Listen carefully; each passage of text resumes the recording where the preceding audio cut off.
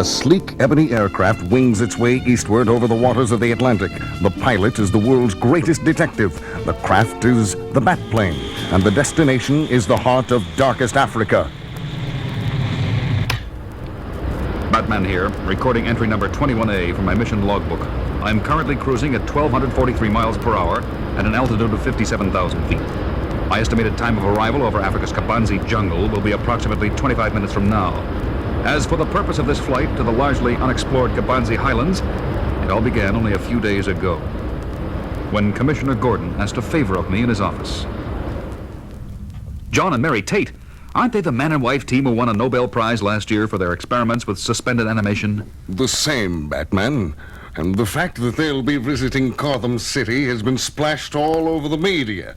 That's why I'd be grateful if you acted as the Tate's bodyguard while they're here. You're worried about possible action from enemy agents? Let's just say there are several unfriendly foreign powers who would have no qualms about kidnapping the Tates to obtain their vital scientific research.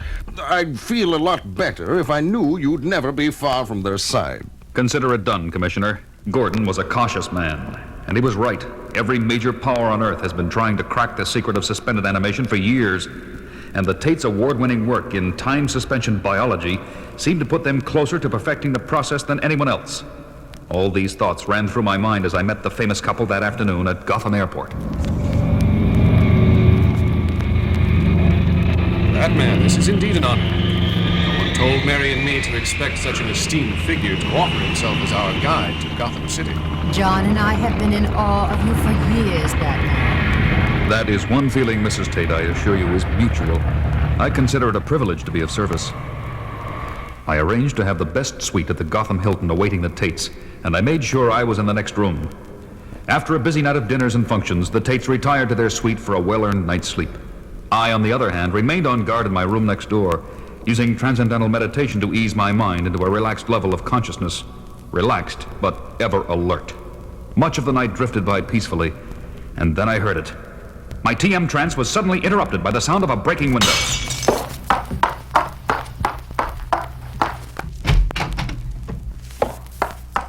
The split second I rushed into their suite, I was attacked by what I never had a chance to see. It was so dark.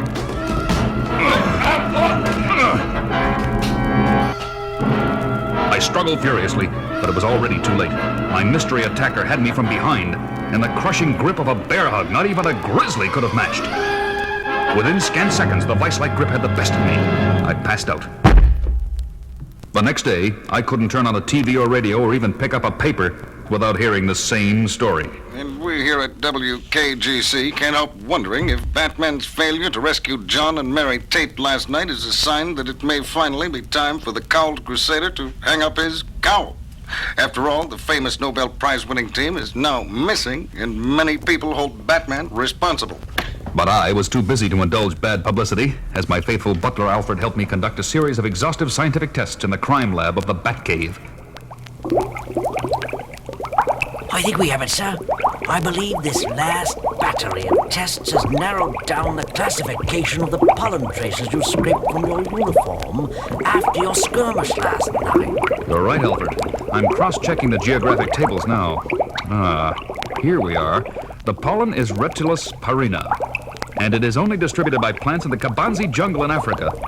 That means whoever kidnapped the Tates last night came from that jungle. Most intriguing. I'll fuel the Batplane for takeoff, sir. Sir? Yes, Alfred? About those unexplained traces of fur you found in the Tate's suite, have you reached any conclusions? None, Alfred. At least none that makes any kind of sense yet. Moments later, I was winging my way eastward, leaving the Batcave and Gotham City behind, with one slim clue to go on and no idea what lay waiting for me in Africa. And speaking of Africa, I see the Kabanzi jungle is coming up directly ahead. It's time for me to wrap up this report. But before the Caped Crusader can end his log entry and switch off the tape... Trouble. One of my turbojets has backfired. The Batplane is nosediving out of control. Mayday! Mayday! Controls won't respond properly. A crash landing imminent. Doing my best to avoid.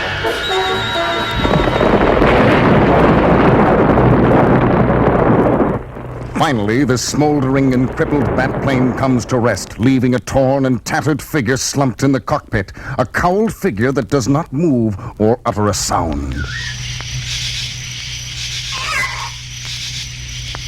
For many hours, the scene remains unchanged as life in the jungle proceeds in primitive ignorance of the damaged aircraft and its unmoving passenger. And then, as sunset filters through the tropical trees, a pair of rescuers appears, gently removing the limp, unconscious crime fighter from the shattered cockpit. Did he sustain any permanent damage, do you think? I would say negative. A mild concussion, several bruises and lacerations. His injuries do not seem to extend beyond that. Once we get him into the city, our healing facility should completely restore his health. Right. To the city, then. The two rescuers lumber away effortlessly, carrying the 180-pound Batman between them. Effortlessly, because these rescuers are both gorillas. Hours pass. The Caped Crusader groggily moans and stirs. But it is not tropical vegetation and African wilds he opens his eyes to see. Instead, it is the antiseptic confines of an incredibly well-equipped, highly advanced laboratory. Where am I? Have you ever heard of Gorilla City, Batman? You're a prisoner here now, just like John and me. Great Scott! John and Mary Tate! Imagine a super advanced city in the heart of darkest Africa, built and inhabited by apes, far more intelligent than man himself. A city that is even invisible to the human eye, surrounded by a special force field only its gorilla inhabitants can see. John and I had heard the legends like everyone else, but we never dreamed they were all true. Batman always knew they were true, didn't you, Batman? All eyes turn toward the source of that chilling, compelling voice of pure evil. The voice of Grodd, the most powerful and formidable of all the apes. Grodd, the super gorilla. Tell them, Batman. Tell the Tates how cleverly you worked your way in here. Why don't you explain it, Grodd? And I shall. Batman, you see, no doubt used that renowned detective skill of his to pinpoint some clue my gorilla agent must have left behind at the scene of your abduction, Mr. and Mrs. Tate. A clue that he could trace here to the Kabanzi jungle. Being as unusually well-informed as he is, Batman knew Gorilla City was purported to be in Kabanzi, although no human being had ever seen it. So what did Batman do? He deliberately crashed his plane and knocked himself out, figuring he'd be brought into Gorilla City as a prisoner. Batman, we appreciate all the trouble you went to. You must understand, the experiments we've been conducting here are against our will. Grodd has also kidnapped our daughter, and has threatened her safety if we don't do exactly as he says. That sounds like your style, Grodd. Just what is it about the Tate suspended animation work you find so fascinating? You're about to find out for yourself, Batman. Even before he can make a move to defend himself, Batman is seized by two gorilla guards and placed inside a plexiglass booth hooked up to an ominous pulsating machine. A machine monitored by John and Mary Tate. You see this little gadget I hold in my hand, Batman? It's the remote control device that regulates the rather large apparatus next to you. The Tates call it a biological brake.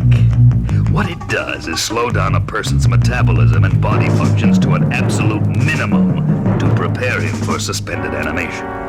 It would even work on gorillas if the setting were correct. But today, you are our guinea pig, Batman. Shall we begin? Grodd presses the remote control device. The biological brake is activated, and a bolt of shimmering energy seems to flash through Batman's body. A moment later, the plexiglass booth is raised, and its prisoner staggers out. Something wrong, Batman? You look a bit under the weather. Why don't you say something? Anything. What's happening to me? Very simple, Batman. You have become a living example of slow motion. You now walk, talk, react, even think 10 times slower than a normal man. The world's greatest detective has been rendered totally useless. Now let's see how good you are at defending yourself.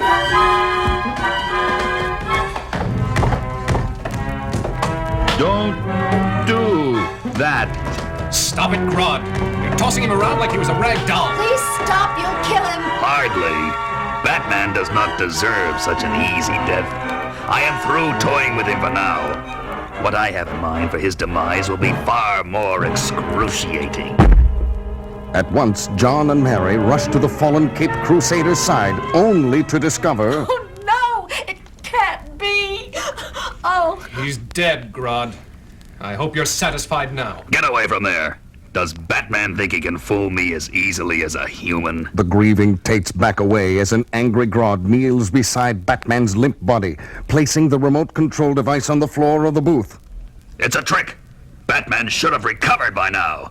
The slowdown effect is temporary. Grodd places his massive head over Batman's chest, listening for a heartbeat that isn't there. But he doesn't notice Batman's hand moving slowly toward the remote control device. His fingers find the activator button. They push it. And Grodd is immersed in a bolt of shimmery energy this time, while the masked manhunter unexpectedly springs to his feet in time to avoid the pulsating beam. Batman, you're alive. I knew he couldn't be dead. I just knew it. And now, Grodd, let's see how you like a dose of your own slow medicine. It's not so easy, Batman. Oh my gosh! Grodd has grabbed Batman! Surprised, Batman. You forget, I'm a super gorilla. The biological break takes a lot longer to affect me. Long enough for me to crush the life out of you first. Desperately, every muscle in his superbly conditioned body being ripped apart in tortured agony, Batman tries to pry himself loose from the bone-crushing grip of the killer gorilla. That's it, Batman. Keep fighting it. The more you resist, the tighter my grip becomes. Until I've finished squeezing the very life out of you. Finally, the biological break finally took effect. Grodd's not even moving. But neither is Batman. Is he? And then a weak but reassuring voice puts the Tate's fears to rest. I'll be all right. As soon as I slip through Grodd's arms, his reactions are too slow to stop me now. And as an exhausted but breathing Batman extricates himself from what almost became a horrible crashing death. How in the world did you fool Grodd, Batman? When he listened to your heartbeat. He couldn't hear it, because I was practicing an extremely difficult form of yoga that allowed a full minute between heartbeats. Incredible. But what do we do now, Batman? Grodd's gorilla henchmen are all around us. They're harmless without their leader. It was brainwaves from Grodd's super mind that was dominating the other apes, forcing them to obey his commands.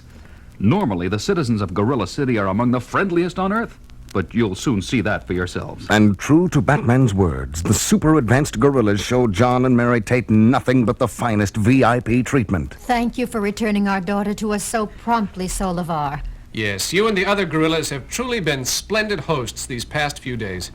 It's the least we could do, Mr. Tate, after what Grodd put your family through. But now that he's in our maximum security pen, Grodd won't be menacing the human race for many years to come. There you are, Batman. Does the jet craft we furnished meet your approval? Indeed it does, Solovar, and it's fueled and ready to go. Your daughter is already on board waiting to take off, Mr. Tate. Very well, then. It's time to say our farewells. Moments later, a gorilla jetcraft soars into the jungle sky as Batman pilots the Tate family home, leaving the invisible Gorilla City behind them once again, hidden forever in the wilds of darkest Africa.